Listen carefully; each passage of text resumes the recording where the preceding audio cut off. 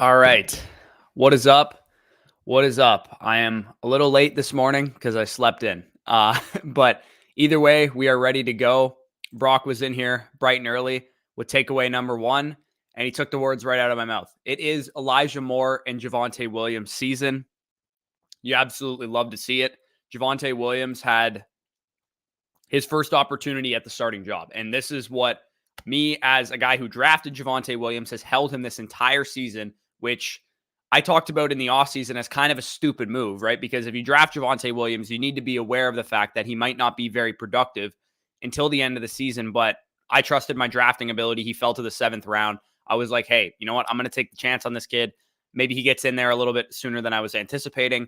Maybe he's the starting running back by week 4, week 5, week 6, whatever. I was waiting until week 12 as usual, but this is a guy that clearly can handle a full workload. We saw him go out there and get 30 opportunities. He had 7 targets. He had 23 carries, and he had, 65% of the routes, 78% of the snaps. Will this continue with Melvin Gordon back? I don't know. If Melvin Gordon is back next week, I have no idea what his workload is going to be.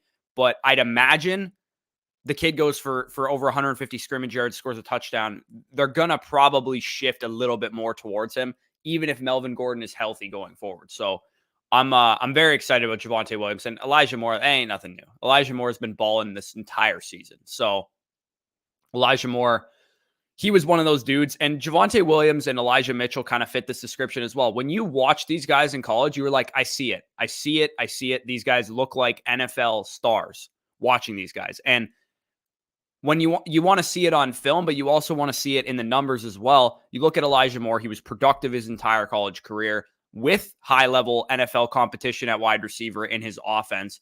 He had, and then you get to his pro day, he tests out the gym. He looks like a freak athlete. Everything was there for Elijah Moore. He goes in the top 35 or 38 overall picks in the draft. Everything was there for Elijah Moore. He had no weaknesses outside of his size. That was the only thing that was holding him back from maybe some people buying into him. If he was 6'3", 200 pounds, he might have been the first wide receiver off the board in the draft. Legitimately, like this guy was so productive, so good on film, and so good athletically that there was no reason not to buy into him. And again, you can say the same thing for Elijah Mitchell and Javonte Williams. They were both good on film.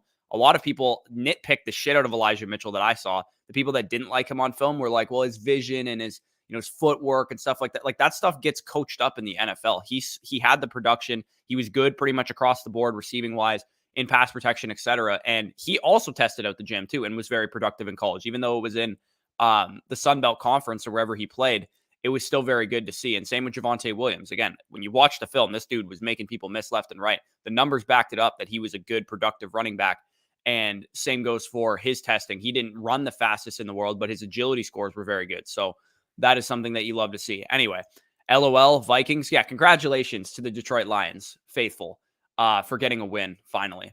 And speaking of the Detroit Lions, I kind of do want to talk about Jamal Williams. Jamal Williams wasn't the DeAndre Swift role, which is something that was a little concerning to me. I didn't think they were going to hand the role to Jamal Williams, and they didn't. In fact, they only played him 35 of 72 snaps, which is less than 50%. They only ran him on 12 of 45 routes, but they did have him lead the backfield in opportunities. He had 18 opportunities. Godwin, Igwe, had 4. Jamar Jefferson had 6. But they didn't hand him the DeAndre Swift role, which is not good, obviously. Now, I have Jamal Williams and I have DeAndre Swift as well on my home league team, and I just, made the switch easily. Swift is out. I'm going to play Jamal Williams. And he obviously disappointed relative to his box score, but Jamal Williams is still going to be a valuable handcuff. The only issue now is that he's not anything really more than a middling RB2 type of handcuff because he is going to be splitting the backfield to some degree. And hopefully for us DeAndre Swift owners that have Jamal Williams, DeAndre Swift is back either this week or next week. Real quick before I get into anything else, I kind of want to just show you guys how lucky I got this week in terms of my own lineup. And basically what happened in my home league was the bye week situation. When you look at the standings, there was 5 of us tied atop of the standings at 8-4 this coming into this week. So my league had very little, like there was no 10-2 team or 11-1 team. Like there was no elite team. Everybody was kind of clumped inside the playoff picture at the top of the leaderboard. And what happened to me, I was playing another 8-4 team this week. And with Devontae Adams on bye, and I also had DeAndre Swift, who was out, and AJ Brown, who's on my team, is on IR for the next couple of weeks. So I'm not looking good, right? I'm playing a team that had Cooper Kupp and Jonathan Taylor on it. And my team is not in a good place because I'm missing my best receiver. I'm missing my second best receiver, and I'm missing my best running back as well. So what had happened to me was I got very lucky because Antonio Gibson was alone in his backfield. No J.D. McKissic in this game. Jamal Williams, of course, was my sub-in for DeAndre Swift. I was just hoping for like 80% of DeAndre Swift out of Jamal Williams. Didn't quite get it, but T. Higgins, of course, has a great game. I had to play Traquan Smith on Thursday because that's how down bad I was. My options were Traquan Smith on Thursday or Rondale Moore. I actually somehow made the right decision, even though Traquan Smith only dropped 2.5 points. And then same goes for Javonte Williams. He's alone in his backfield. I definitely lucked out there. Sony Michel, also alone in his backfield. And again, as you guys can see on my bench, I also had Daryl Williams and Khalil Herbert. I am stashing the crap out of these workhorse backup running backs. So that's definitely why you do something like that, is because it can pay off big dividends like it did just for me right there, because I really, really needed a win this week, and I got one. And now I'm in second place, and I'm in position to get a bye. And in my case, I have DeAndre Swift. And if he doesn't play this week, and I'm playing a really bad team this week, so I should be able to win this week too. If I win this week, I'm going to have a bye week. And DeAndre Swift and AJ Brown have another week to get healthy. Hopefully they're back for week 16. But yeah, that was definitely something critical that happened for me. So that was good news. Of course, my DFS lineups did not do as well as that, as my home league lineup. I just made a bunch of bad decisions all over the place. One of which was fading Justin Herbert. That was this really, really stupid decision that I made this week in DFS. But this isn't a DFS show, so I won't bore you with those details. But I definitely lost some money this week in DFS. Let's put it that way. Gibson and Javonte week was amazing for Dynasty. Yeah, those dudes are both top 6 running backs for me in Dynasty. And I know people are going to go crazy with Javonte can't, like, because Twitter, like, legitimately all week was, let's knock Javonte down a peg. Like, everybody on Twitter was, I love Javonte Williams, but you have to sell him at this price. You have to sell him. It's like, at this point, there's only 4 running backs I would take over Javonte Williams in Dynasty. And it's Jonathan Taylor and DeAndre Swift, 2 of the other young running backs.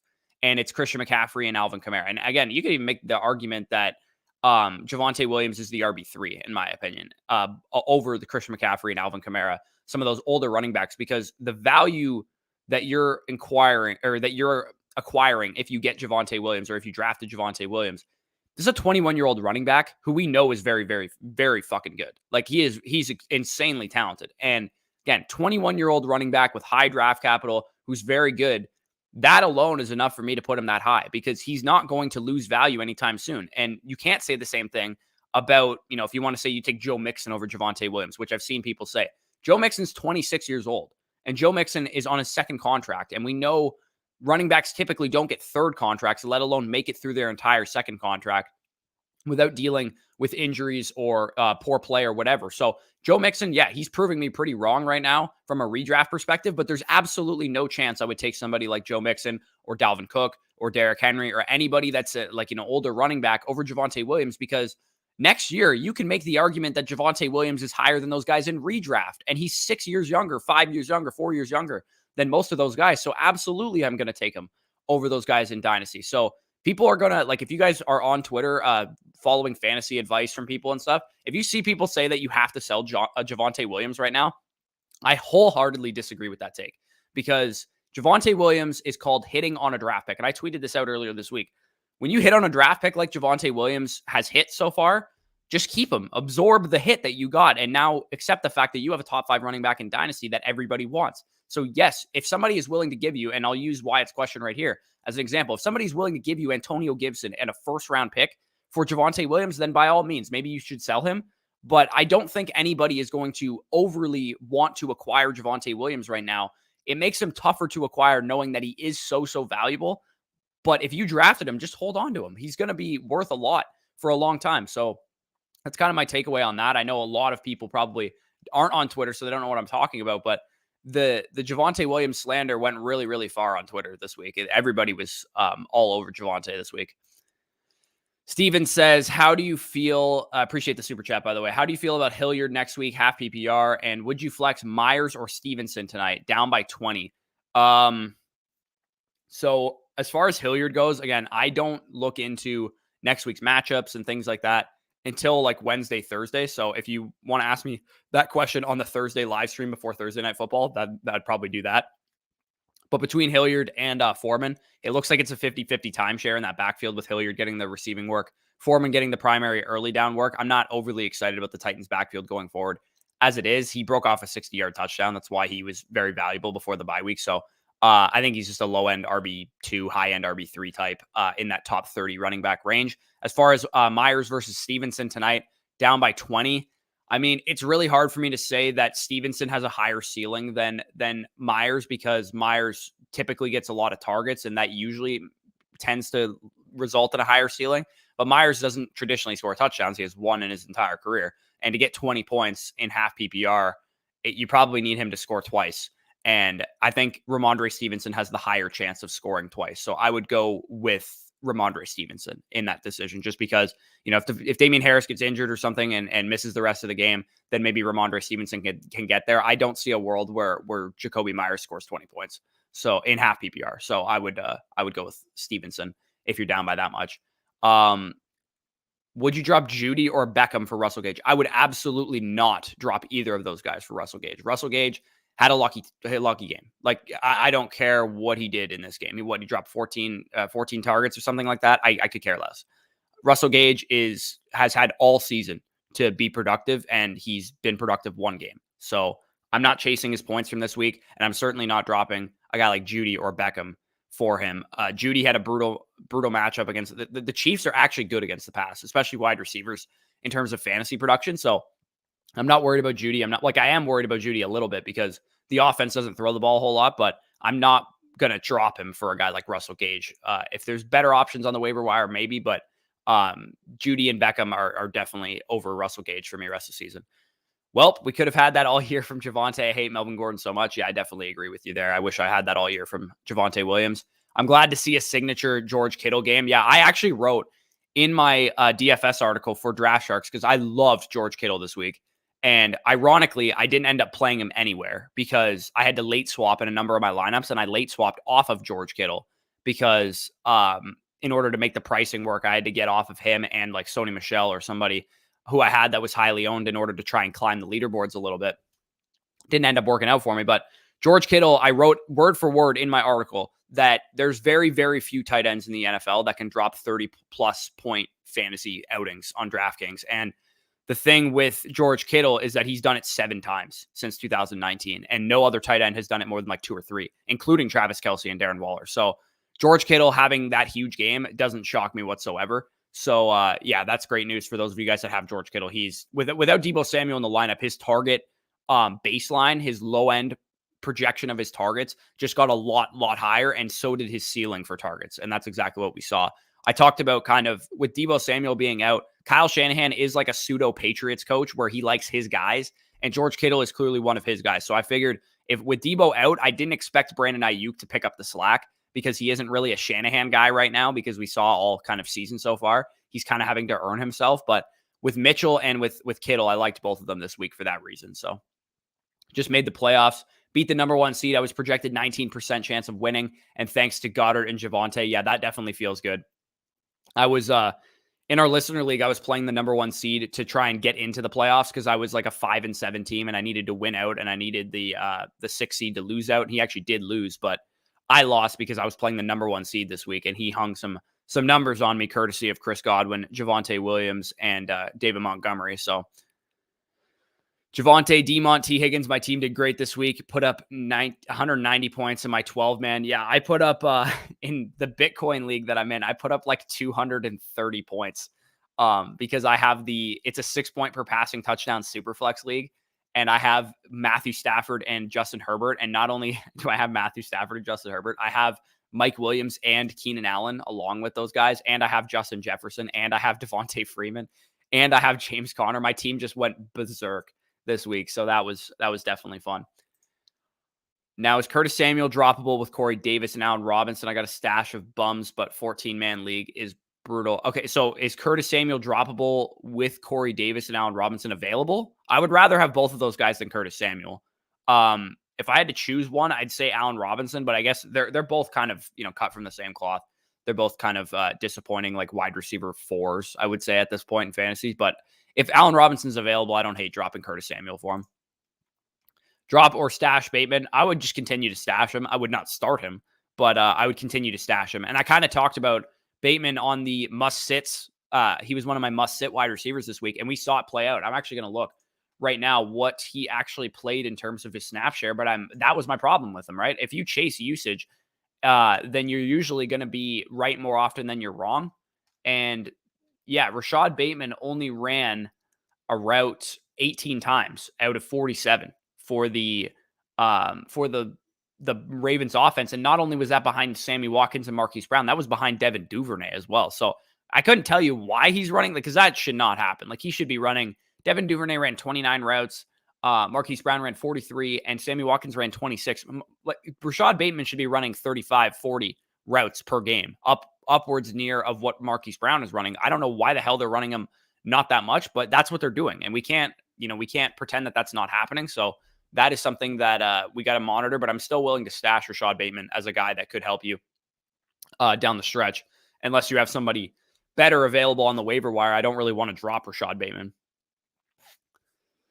And speaking of usage, right? The usage kings definitely came home to roost. The big usage example that I've been talking about as like regression candidates, they've all been very good this week. T. Higgins, of course, was a guy that was getting the usage for a number of weeks. Now he's had back-to-back games of two great ones. David Montgomery, I talked about for a while as a guy that is going to regress positively, and he did in this one. And same goes for Dallas Goddard, too. Dallas Goddard was a guy that was getting great usage for the tight end position. Finally has a big game in this one. And Saquon Barkley was the other kind of like poster child of great usage. Of course, he didn't have the greatest game in the world, but he did. If he played in PPR, he probably didn't kill you.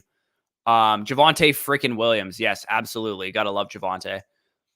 Gronk is the best. Waddle is top 15 rest of year. So glad I traded for Jefferson. Saquon is sus.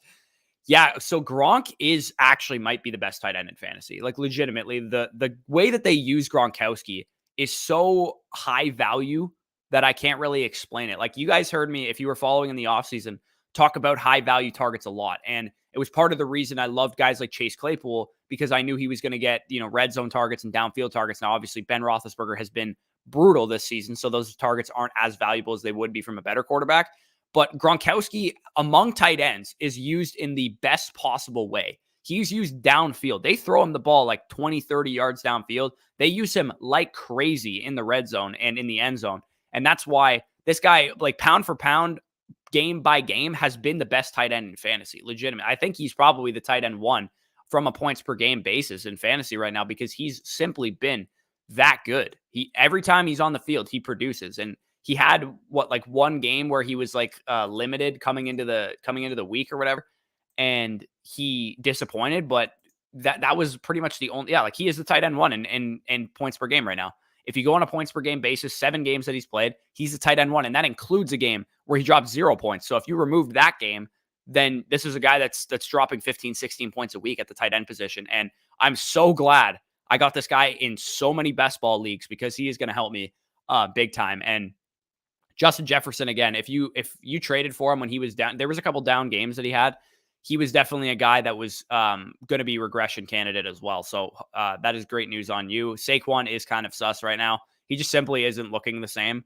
I'm still going to believe in Saquon as far as a long-term view, dynasty wise, and going into next year, because people are going to be really, really down on him. But yeah, it's definitely not looking good so far for him. Bateman has to go. Almost cost me that W. Again, if you have a better option to pick up, maybe, but I'm still willing to stash Rashad Bateman. Just don't start him right now until we see the usage correct itself. Thoughts on J-Rob? Time to panic or hold? Man, that was bad.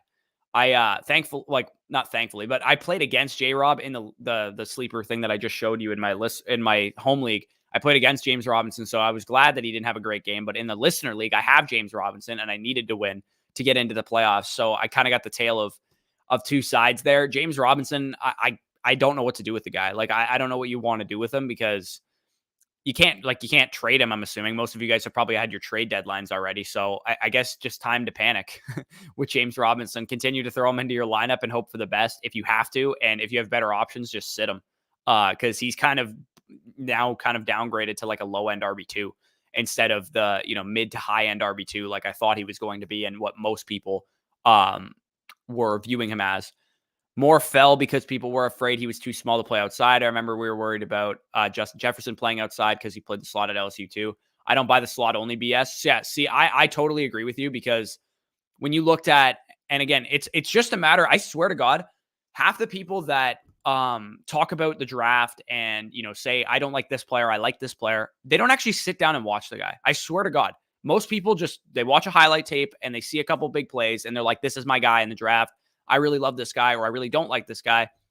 And what people fail to do is actually dig deeper. And what I'm going to do this offseason is we're going deep on every single one of these guys so that you guys don't miss critical parts of information. And I don't miss critical parts of information, because what I'm doing on this channel, basically, and what Danny is doing as well, is we're just basically doing our own research and sharing our findings with you guys. We don't, make content for the sake of making content. We make content that we're going to do anyway as fantasy players, and content that we would like to hear if we were listening to ourselves. So the fact that some people don't dig deep on a guy like Elijah Moore and think that he's only a slot receiver, didn't realize that when you looked at the numbers, the advanced metrics for when he was on the outside and watched him play on the outside, that he was still very good when he was playing on the outside. I talked about it when we did our prospect battle series, which was really fun. And I hope you guys tune into that in February or whenever we start doing that again, where we were talking about Elijah Moore versus I believe it was Rondale Moore. And we talked about Elijah Moore's ability to win on the outside. His yards per route run was one of the highest in the class from the outside. And Rondale Moore was the polar opposite of that. He was a guy that was strictly a slot receiver at Purdue and didn't have a lot of experience playing on the outside. And when he did play on the outside, he wasn't very good at it. So that's kind of the dig deeper aspect that I think people need to take into account when they just believe simple narratives like this guy's too small. They got to dig into the numbers and realize that he produced in the SEC on the outside. And not only that, but he was productive at any alignment that he was playing at, and productive with NFL talent on his field. Like I said, with AJ Brown and DK Metcalf, who also went to Ole Miss, as well as Dawson Knox too. So Elijah Moore, I think it was just a case of people being too lazy, honestly. How do you feel about Saquon going forward, mid to high RB2? Yeah, that's basically where he's kind of going to fall in my rankings going forward. I had him in that range this week. Again, it's hard to deny the fact that this guy is getting the usage. Again, when we look at Saquon Barkley this week, I'm going to go to it right now. Saquon Barkley ran 49 of 65 snaps, which is, a pretty high percentage, 75 plus. He ran 33 routes of 47. Again, pretty good usage there. Again, he had 9 targets and 11 carries. So the usage is there. He's just not playing well, and neither is the Giants offense. And it looks like Mike Glennon is out now. So we're going to have Jake Fromm starting at quarterback. And I'm sure the popular narrative is going to be that he's going to check down a lot, but I don't know, man. Like, this is just not a great situation overall. Go figure. Saquon Barkley being in a bad situation. He's kind of been that in his entire career. For Saquon Barkley's sake, man, I kind of hope the Giants just don't pick up his 5th-year option. He signs somewhere else and revitalizes his career, because the Giants are just a complete dumpster fire. And every Giants fan I know is just like wants to clean house. Get Gettleman out of there before he wastes those 2 first-round picks that they have this year. Get not Pat Shurmur, who's their coach right now, Joe Judge out of there before he wastes some of the talent that he has right now. They need to rebuild their offense, specifically their offensive core, because some of their additions just have not worked out. Kenny Golladay, of course, being the biggest example. I tweeted out yesterday that he's wanted on charges of grand larceny for stealing $72 million from the Giants, because this guy just can't stay on the field right now. It's brutal. Would have been better to not start Ellinger versus me and the listener Dino. Not that it mattered. Yeah. So what Jared's referring to, I had no quarterback this week in our listener dynasty league. I had Tannehill on bye. I just traded for Justin Fields a couple weeks ago because I thought it was a good buy low opportunity on him, but he's hurt. And I also have Fitzpatrick and Sam Darnold, who are on IR and have been for a while. So I had no quarterback this week. So what I did was I picked up Sam Ellinger in the hope that they would use him as like a quasi Taysom Hill on the goal line, and maybe he'd get like a rushing touchdown or something like that, just to give me something. And he actually had 1 carry in this game, but he got -1 yard. So he actually did nothing. He literally lost points for me. this week in the Listener Dynasty League. So yeah, I'm trying to make a playoff push right now, but my team is just fucking decimated, man. My wide receivers this week were Chase Claypool and Jawan Jennings.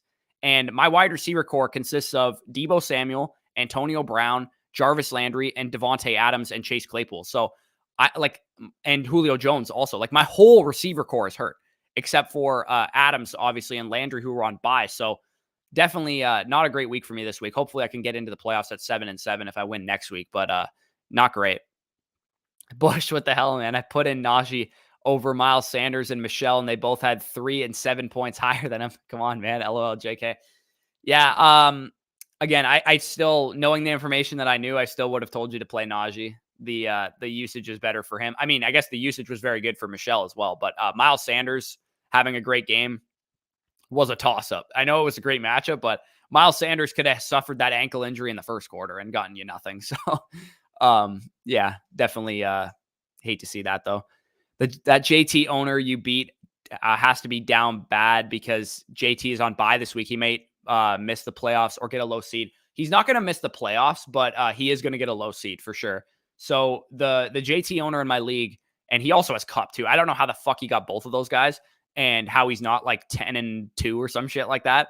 But he's going to be playing like a weaker team this week. So he might be able to get by without Jonathan Taylor, but either way, he's not going to be in a great position playoff seeding wise because he'll probably settle in as like the 5 or the 4 seed or something like that. Because like I said, we had 5 teams. There's 6 teams that make our playoffs. 5 teams were tied at 8-4. I beat him this week, so I'm going to 9-4. Another guy that was 8-4 beat a different team. He's going to 9-4, and then another guy that beat or he needs Matt Breida to score like 4 points tonight, but he's going to win as well. He's going to be 9-4 as well, but he's like 100 points behind me and the other guy. So we're going to be the 1 and 2 seed. He's going to be the 3 seed, and then the 4 seed and 5 seed are going to be 2 of the guys that lost this week that were 8-4 coming into the week. So this guy, the Jonathan Taylor owner, is going to be the 5 seed, I believe. And then if he loses next week, he has a chance to fall down to the 6 seed, but he should still be the 5 seed based on how many points he has scored. Could be a hot take, but could Sony take Henderson's backfield? Hendo lost the backfield this time last year. And this, yeah, honestly, man, you guys have known, I have never been in on Daryl Henderson. I've never been, like, even when he was peak Daryl Henderson, week 6 or whatever, when he was getting a workhorse role, I'm like, this is not going to last. I don't think he's not a good running back. I don't care what anybody says. If you look at the metrics, this guy doesn't make people miss. He doesn't break contact.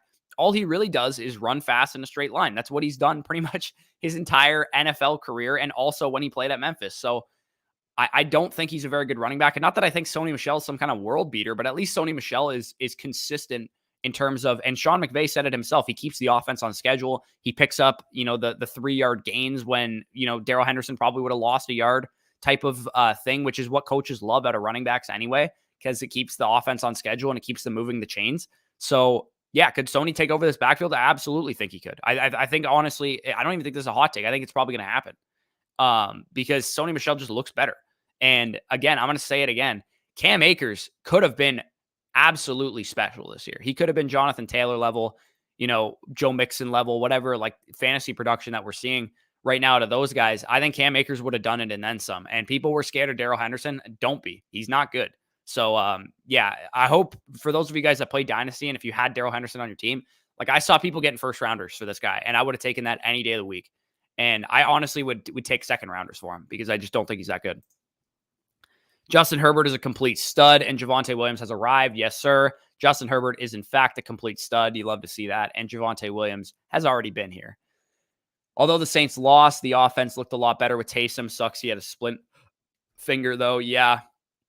I kind of expected Taysom offense, what we saw from them, exactly what I thought. Like, they're going to try and run Taysom to generate offense because they just suck. Like, their whole offensive core, especially without Alvin Kamara, is rough right now.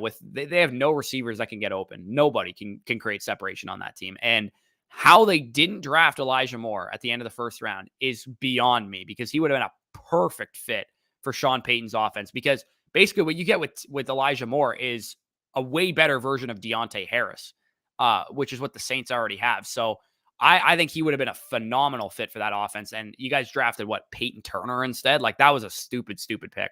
I would have much I would have actually been upset if you guys drafted Elijah Moore because I love Elijah Moore so much and I hate the Saints. So that would have been brutal, but Elijah Moore would have been a perfect fit for your offense, as would have Rondell Moore, even Terrace Marshall, if you were looking for another guy like that, or De'Ami Brown or someone like that too. I think they should have definitely drafted a receiver early, and they did not.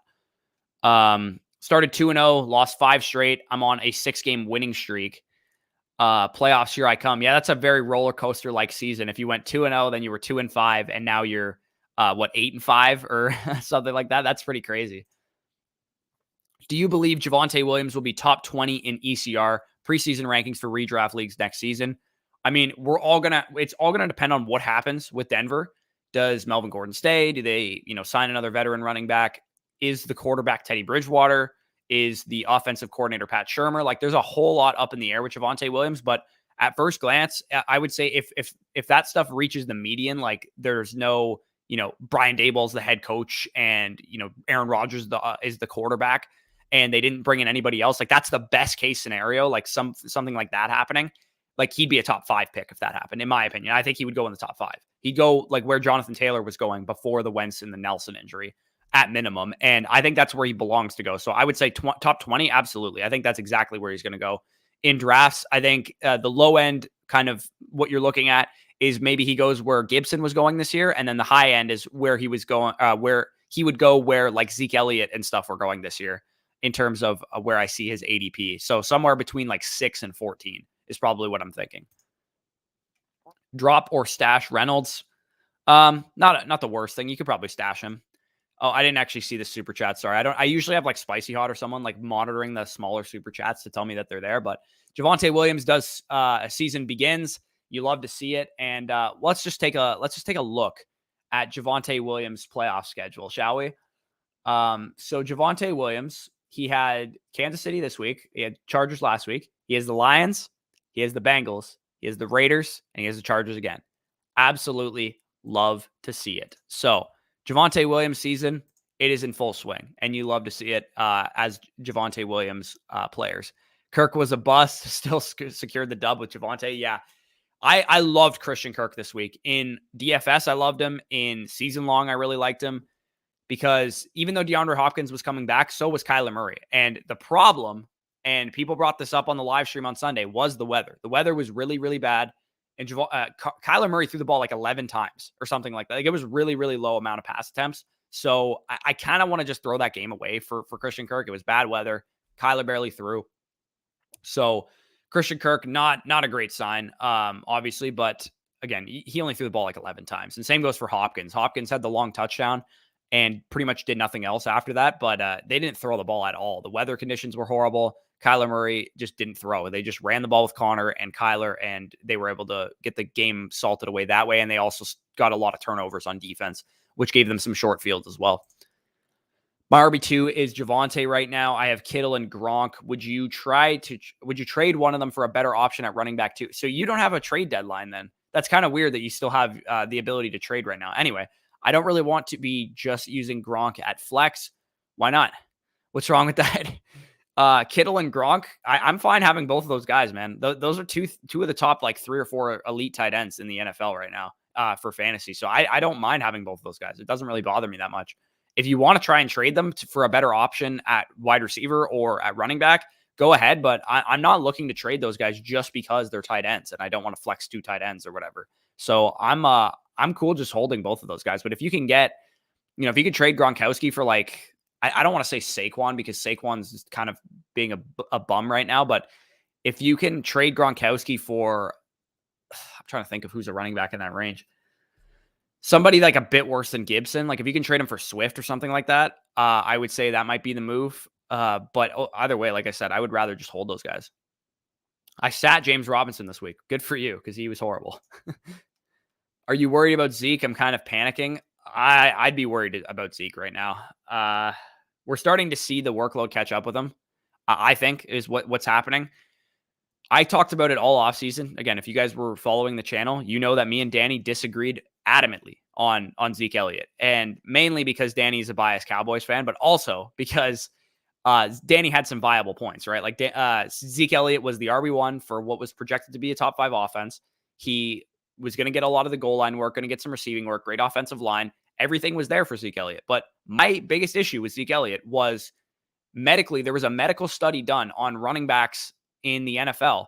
And I've seen other doctors make reference to this as well. But when you exceed 1,500 career touches, your production tends to taper off and tail off, and your efficiency goes down. You start getting more nagging injuries, et cetera, et cetera. And not only was Zeke Elliott above 1,500 career touches, he was above 2,000 career touches coming into the season. So he's, around the 2,200 or whatever range right now. And I'm going to have the same argument about Derrick Henry next year, because Derrick Henry is also in that range of touches that where Zeke Elliott is at right now. So I am worried about Zeke Elliott. I'm worried. I don't know what to do with him. Like, if you can still trade him, maybe see what you can get. But I don't know what to do if I'm a Zeke Elliott owner, because he's clearly hurt. He doesn't look himself out there. He looked really good at the beginning of the season, but that's where the argument of maybe he'll break down with a big workload comes along, because he is an older running back. He has a lot of tread on his tires, and it's definitely concerning. And when I say older, I don't mean he's like physically old. He's like 26 years old, but Zeke Elliott, yeah, I'm definitely worried if I have Zeke right now. And Tony Pollard, if he's available in your league, go get him,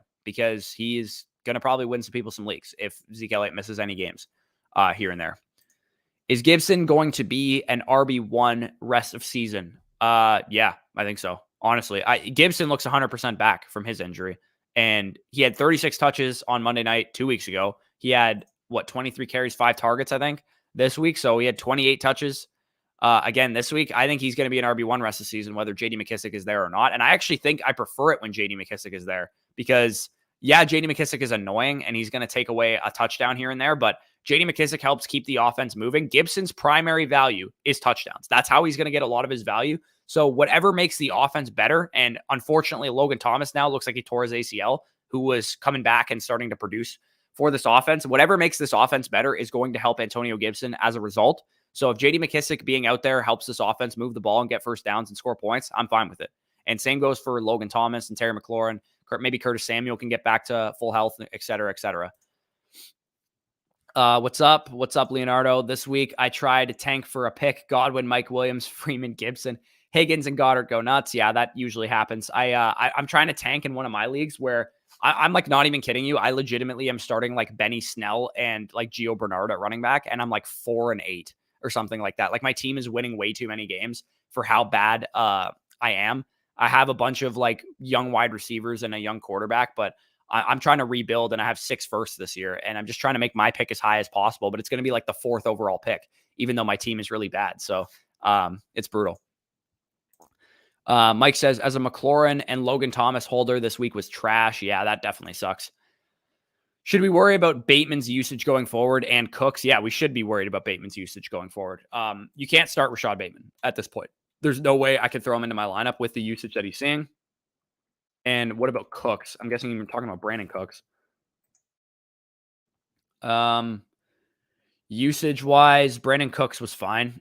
6 targets, ran 30 out of 35 routes, 42 out of 52 snaps. His usage was fine. The offense just looks terrible, which is nothing new for the Houston Texans. But I'm not really worried about Brandon Cooks. He's kind of like a boomer bust wide receiver 3 at this point. His target share is very high, but the offense is really bad. So if you get a game where the Texans are functional on offense, then you're going to be good with Brandon Cooks. But if they get blown out like they did against Indianapolis, then they're going to suck, obviously. So that's what you're looking at with him. Is Samaje Perine next up with the Mixon neck injury? Yeah, so that is another takeaway I haven't even talked about yet. Joe Mixon did leave the game, and he did return, and he wasn't limited or anything when he came back, but he looked in a lot of pain when he went out. And Samaje Perine, I talked about on Tuesday as one of the players that is a must stash for me, because if anything were to happen to Joe Mixon, I do expect Samaje Perine to at least take over the early down role and get the goal line work and stuff like that in a pretty good offense. If Mixon were to miss any time, I expect Chris Evans, who I don't think even played in the game this week, to probably take over some receiving work if that were to happen. But yeah, if Samaje Perine is on your waiver wire, we don't know what Joe Mixon's status is going to be going into next week. Sometimes these guys come back in the game and they're still going off adrenaline because they're playing football, or maybe they got like a B12 shot or some shit in the medical tent and they finish the game out. But come Wednesday or whatever, there's like swelling or whatever the case is, and they can't play the following week. So if Samaje Perine's available in your league, go get him. And I would say if you have any fab left, drop it on Samaje Perine. We don't know if Mixon's going to miss any time, but at this point in the season, like you're not going to use your fab on anything else. So you might as well drop it on Samaje Perine. You know who Henderson reminds me of? Alex Collins. I think that's a pretty decent comp, honestly. What's your take on Terrace Marshall in Dynasty? I'm rebuilding and need to trade Tyler Lockett before the trade deadline tonight, and someone offered me Marshall. Should I try and get more? Yeah, I would try and get a bit more than Marshall. Marshall does not look good. And part of it, so going into the offseason, I wasn't very high on Terrace Marshall from a film perspective. Obviously, the numbers were very good. He tested very well. He had good production. And analytically, he checked every box, breakout age, etc. But his film, I just didn't like it. I thought he was kind of stiff. I didn't think he had I didn't think he played very like I like my receivers to play like dogs, right? Like go out there and beat up somebody. Like that's how I want my wide receivers to play. And even though they're small, that's how Devontae Smith played. That's how Elijah Moore played. And of course, Jamar Chase plays like that too. And Rashad Bateman as well. So those guys, they had it. They had the dog mentality to be an alpha wide receiver. And I think you have to have that to be an alpha wide receiver. And that sometimes comes with being a bit of a diva as well. But Terrace Marshall to me just looked like stiff and like lazy almost out at LSU on film. And he obviously was a big beneficiary of playing with Joe Burrow and Jamar Chase and Justin Jefferson, Clyde Edwards-Helaire, et cetera, et cetera. So I didn't like his film. And I started to waver a little bit once he got drafted to the Panthers and got the second round draft capital, and everybody was so high on him, and he had a great preseason. I started to waver a little bit. I'm like, okay, maybe I'm going to be wrong about Terrace Marshall. Maybe I should adjust my approach a little bit because this guy clearly, like everybody else likes him, but I don't really. So I need to adjust my approach. But I'm not even kidding you when I say I will literally pull this up right now to prove I'm not messing with you guys. My prospect comparison on film when I watched this film was Denzel Mims. I'm not even kidding. That was the prospect comparison that I had. I will literally show you it right now. So if I share my screen here.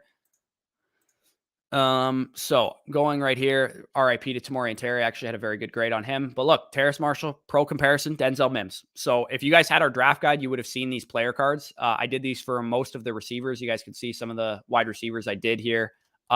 These were ranked in order, right? So I had Rondell Moore right here. I had Tamori and Terry, who I really liked, but he obviously is a knucklehead off the field.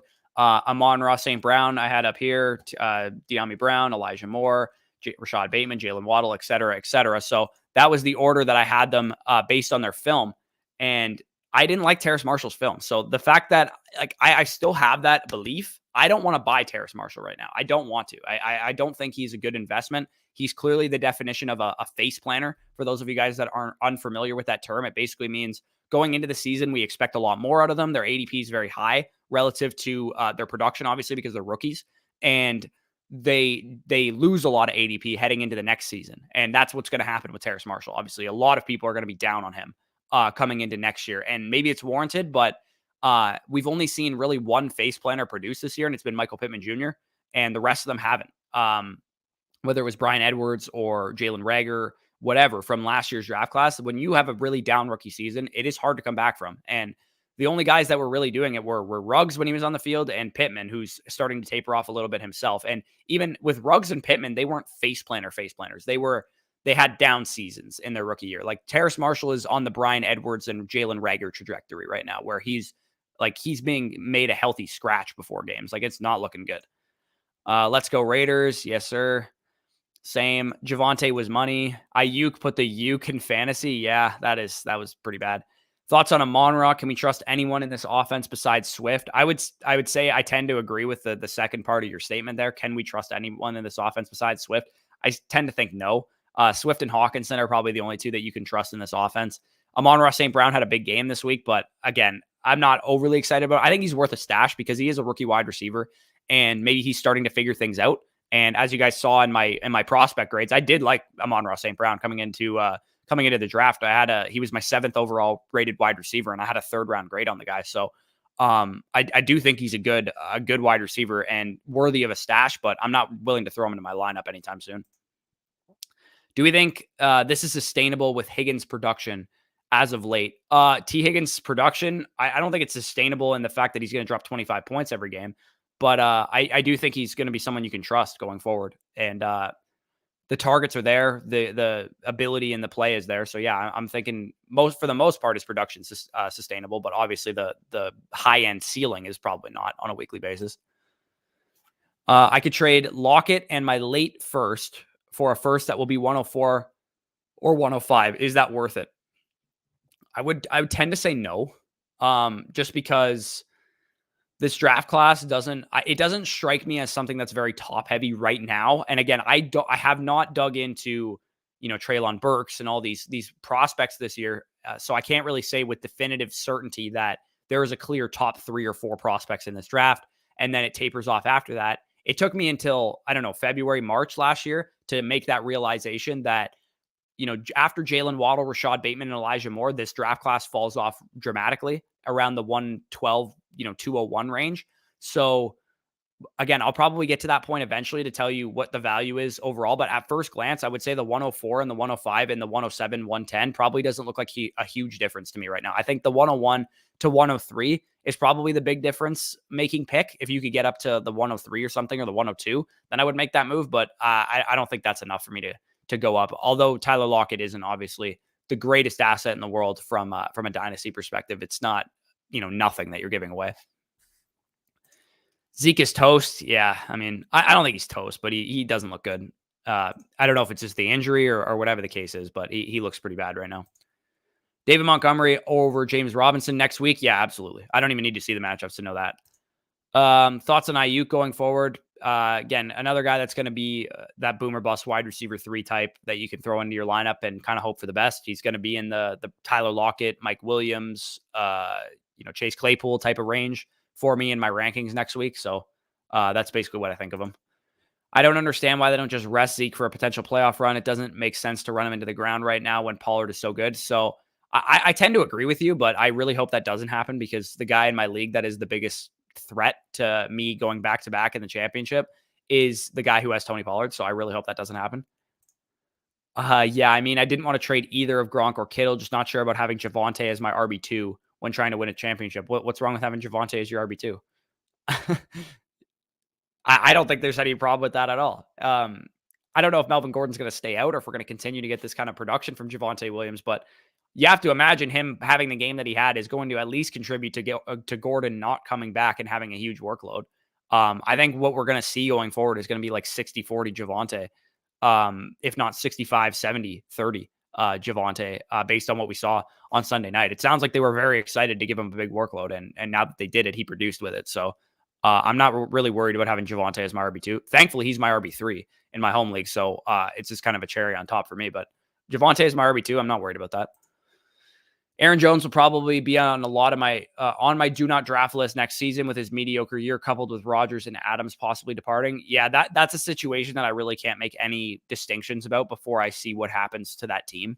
I would say I've kind of made this point already, but winning cures all, right? If the Packers win the Super Bowl this year, I don't think Rodgers is going to go anywhere, legitimately. And same with Adams. I think they're probably both back because winning cures all. And same goes for the Seahawks with Russell Wilson. If the Seahawks were 11-2 right now, or whatever the record could be, there's no way that Russell Wilson's gone in Seattle, which I think he's going to be now, because they're 4-8 or something like that. So winning cures all. If Aaron Rodgers wins the Super Bowl this year, I don't think he's going anywhere. Dallas drafts a running back next year. It's possible with Pollard on the last year of his rookie deal. Zeke Elliott, maybe a cap casualty after next year or something. It's definitely possible. I think Zeke is scared of Pollard outshining him, so would rather play interference than rest up and get healthy. I don't really think that's what Zeke is thinking at all. To be honest, that could be a little narrative-y. With Logan out, I hope Scary gets some more action. Again, I'm of the firm belief that Logan Thomas being in the lineup was a help to everybody involved, because the Washington offense needed offense. That's basically what it came down to. They needed to generate first downs, get scoring opportunities for Scary Terry and Antonio Gibson to take advantage of. So I think Logan out hurts McLaurin. We saw what McLaurin meant with Logan Thomas out, and it was 11 very unproductive targets per game. And yeah, high volume is always nice, but we also want efficiency, and efficiency wasn't coming for Terry until everyone was starting to get healthy. Bench Montgomery for Saquon. I need Folk to not score. Nick Folk to not score over 9 points, and I win. This is going to be a game that is going to be like a field goal type of game, if I had to guess, just because it's two really good defenses. But it is bad weather potentially, so maybe you're going to get some missed field goals that'll help you out. Dropped Bateman last week. Again, we worried about Bateman, so a lot of Bateman questions. I'm not worried about Bateman. He's a rookie wide receiver. He's been, productive in spurts, but I'm not dropping him necessarily. I'm just going to hold him and not start him. Is basically where I'm looking. Marshall wasn't good because of Brady, and they just fired him. Maybe we'll see Terrace Marshall turn it around as at the end of his rookie season. It's possible, but I tend to believe that if he was producing or looking good in practice or whatever, then it wouldn't matter what the play calling was. We'd be able to see it a little bit. We're not seeing it at all. I made a trade involving Kittle from me and Kelsey for my opponent on Thursday, and it almost cost me the win this week. So you traded away Kittle for Kelsey, I'm guessing, in some kind of deal. Yeah, that definitely would have hurt. I think that was like a 35-point difference between the two guys this week in PPR. Pittman is a weird example too, because he went from a QB with a rag arm to a strong arm QB who will throw downfield, which fits his skill set more. Yeah, and again, with Pittman, I'm still not 100% bought into Pittman being some elite fantasy wide receiver in Dynasty. I don't believe it yet. He's been good, but he also has been a little inconsistent. So I'm not willing to say because I know when Pittman was on that run where he was like scoring touchdowns every game, people were throwing him in their top 10 Dynasty wide receivers. I'm like, yo, we got to chill a little bit. I swear to God, with people in Dynasty rankings and people on Twitter that really love debating players, they like try and one up each other. Someone will be like, is Michael Pittman a top 20 Dynasty wide receiver? And then someone will comment and they'll be like, I have him in my top 15. And then someone will quote tweet it and they'll be like, I have him in my top 10. And like everyone's just trying to one up each other. I think Pittman is a top 24 Dynasty wide receiver, but that's as far as I'm willing to go, because I would rather, honestly, I would take all 4 of the rookies this year that have been producing, Smith, Chase, Waddle, Moore, all over Pittman going forward. And that might be a hot take, but I love what I've seen out of those guys. So I would take all of them over Michael Pittman Jr. I'm just super high on Burks and Garrett Wilson, and I think I could get them at 104, 105, and I currently have the 102, 103, so I can't trade for them. If I'm being honest, Brock, I think you're going to have to take Burks and Wilson with the 102 and 103. The only way, and I'm assuming this is super flex just because that's what I always play in. If it's a super flex league, you got to hope Kenny Pickett gets some high draft capital, or one of the quarterbacks gets some high draft capital, and then maybe you can get Burks or Wilson at 104, 105. But if none of the quarterbacks go very high, then Burks and Wilson to me strike me as guys that are going to go 102, 103 area behind, Isaiah Spiller or one of the running backs. I need a wide receiver for the playoffs. I have Hill, Mooney, Ayuk. Yeah, you probably need one more wide receiver in that range. I don't know what you're looking for or what you have to offer. Just let me know some potential players that you have to trade away, and maybe I can help you out. Is it time to sell Lamar in Dynasty? Absolutely not. Why would you sell Lamar? He's an elite fantasy quarterback, and he's 25 years old or 24 years old. So I'm not selling Lamar in Dynasty. Not a chance. You think it's worth holding Ingram since they play the Jets next week? Want to try and get Pirine, but hurting at running back, lost CMC and Swift. I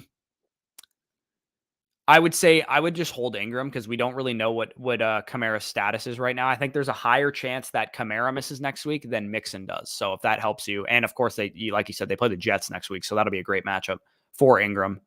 So I would just hold Ingram. Losing CMC and Swift definitely hurts though. Thoughts on T. Higgins and Chase Claypool? Do you mean in Dynasty or in redraft? In Dynasty, T. Higgins was going way too low. Everybody got spooked by Jamar Chase, and they shouldn't have, because T. Higgins is also a stud wide receiver in his own right. He's a top 15 Dynasty wide receiver for me, and Chase Claypool isn't far behind him. Probably is like a top 20 to 22 Dynasty wide receiver as well. Chase Claypool just needs a better quarterback. That's really all it comes down to. His skill set and his role is valuable for fantasy. His quarterback just sucks. And maybe the Steelers would do something big, go out and trade for Russell Wilson or something like that. That would be ideal. But I would love to see Chase Claypool get a QB upgrade. My Colts also don't have another good pass option to pass to. Wait and see how Pittman produces when the Colts have another reliable receiver. He will probably be a low-end wide receiver too when that happens. Yeah, I could see that for sure. I know they were really big. There was a lot of reports that they were going to be really high on Chris Godwin. I don't know if Tampa Bay is going to let him walk. I doubt it, because Antonio Brown is probably not coming back anytime soon after what he's pulling. So I would say that Godwin is probably going to stay in Tampa Bay, but they could go after an Allen Robinson. They could go after, whatever in free agency, or they could draft a Garrett Wilson or Jameson Williams or something like that. So I could definitely see Pittman being a little bit less valuable once he has some target competition there. Thank you, Corey, for the Dallas Goddard pick over Foster Moreau. Yeah, I guarantee you every other fantasy analyst would have told you to start Foster Moreau. Now, I don't want to toot my own horn because I made some fucking really bad calls this week, but being a little lower on and a little bit hesitant on Foster Moreau was definitely a take that I'm proud of. And Dallas Goddard was a guy you just have to trust the usage. If you honestly, if my tight end rankings were just based on usage each and every week, I think I would do better more often than I do poorly in terms of the ranking accuracy. I held on to Gronk for weeks. So glad I did. Just dropped Kyle Pitts and kept the Muth. Oh, dropping Kyle Pitts, eh? That's a gutty call, man.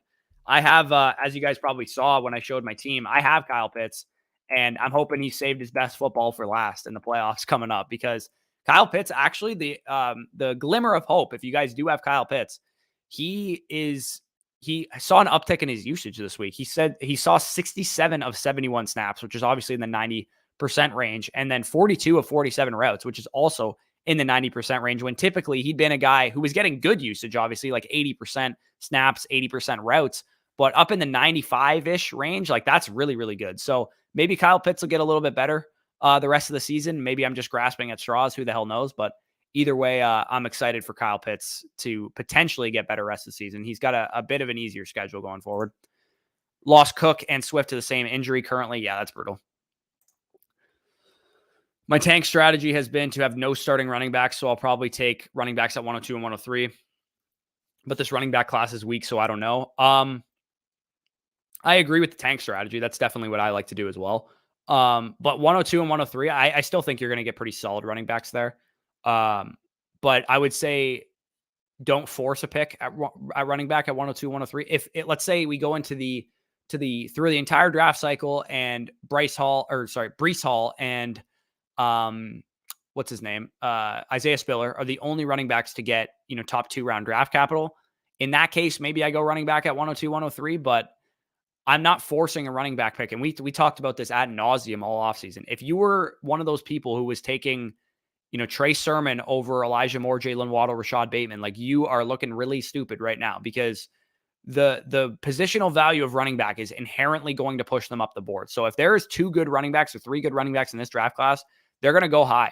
It's just going to happen. And you always want to take the best available player. So if Kenneth Walker is like the 103 come dynasty draft season, and he was like a 3rd round running back, but he went to a good landing spot or something like that, I would advise you to avoid taking him and take, Treylon Burks, who's probably like a 1st round wide receiver instead, because that's just a safer bet, basically. So yeah, that's kind of my thoughts on that. Came in late, but just wanted to say these Monday morning live streams are fire. Yeah, I kind of like them too. I don't usually come into these with a whole lot prepared. I kind of just, rapid reaction, like to talk shop Monday morning, and it's pretty fun to do. So yeah, I agree. Do you think Sony Michel gets more work going forward after this good week? I do. I do think with Daryl Henderson even back, like if he was back to a full workload or a full health, at least to snap share wise, I think Sony Michel probably gets more work going forward after this week. He killed me. Just don't trust him anymore. Kyle Pitts, I'm assuming you're talking about. Yeah, he did. He definitely would be killing you. So if you have, you have great options. You have Gronkowski. You have Pat Freiermuth as well. I personally would have just kept Kyle Pitts and dropped Pat Freiermuth, but it's fine. You can survive without Kyle Pitts. Is there any waiver targets you love this week in a 10 to 12 man leagues? I know it depends on league, but I'm desperate. Kamara still hurt. AJ Brown on IR. Boston Scott didn't get a touch. Daniel have that covered for you tomorrow. In terms of waiver targets, I would say off the top of my head right now, I would say Samaje P. Ryan's definitely a good pickup, with Joe Mixon potentially dealing with something. In terms of like wide receivers, like Amon-Ra St. Brown, I guess would be like one of the top names. I'm not picking up Russell Gage. I don't care that he had 14 targets. Certain other guys like that. Again, Daniel have that covered for you tomorrow if you want to tune in for that. Got to throw Kenneth Walker in there. He has a similar broken. Yeah. So Kenneth Walker I talked about. The problem with him versus Javonte though is Kenneth Walker is a small running back, right? Like he doesn't have the size that a Javonte, like he's listed at 205 on Michigan State's like website and stuff. And typically those are 5 to 10 pounds heavier on the team website than they are at the combine. So if he comes to the combine, he weighs 195. He ain't going to be a 2nd round pick, at least not for me. I won't have a 2nd round grade on a running back that small.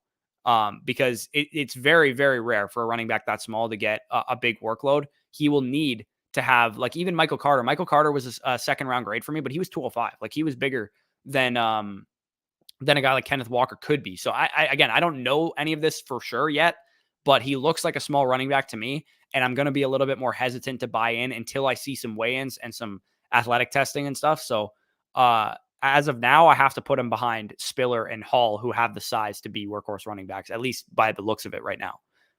And like I said, Javonte he weighed at his pro day at like 209 or something like that. And he was 220 listed on North Carolina's website. So these teams lie. If it says Kenneth Walker's 205, he's probably 200 pounds. I'm rolling with Knox for the rest of the season, but haven't dropped Pitts yet. Yeah, I'm okay just holding both of them if you can. That's true. 195 is Nyheim Hines' weight, which is pretty damn small. Got to wait until the combine. Yeah, that's exactly how I feel about it. If he's Nyheim Hines size, I highly doubt he gets second round draft capital. He'll probably go in the third, fourth round. And then at that point, he's a second round rookie pick, depending on the rest of the class and how it shakes out. So that's something you got to monitor for sure. Any interest in KJ Osborne with Thielen out? Yeah, that's a good call. I didn't actually think about that. But yeah, with Thielen out, it sounds like he sprained his ankle by the sounds of it. I don't know if it's a high ankle sprain, whatever the case is, but KJ Osborne definitely jumps to the top of the waiver wire speed dial for sure. So it's 12:30 now. I've been on here for an hour. I'm going to head out of here. Thank you guys for joining me. It's 66 of you currently in here. If you haven't already done so, please hit the like button on the stream. Comment anything down below. Stay tuned for tomorrow's video. You guys showed a lot of support on the mustache running backs that I did on Tuesday last week. This week, I'm going to be getting into strength of schedule for running backs and wide receivers. I know a lot of you guys are probably curious, does my running back have a good schedule or a bad schedule, et cetera, et cetera. So I will cover that in tomorrow's video. So stay tuned for that. Like, comment, subscribe if you haven't already done so. Peace out, guys. I'll talk to you soon.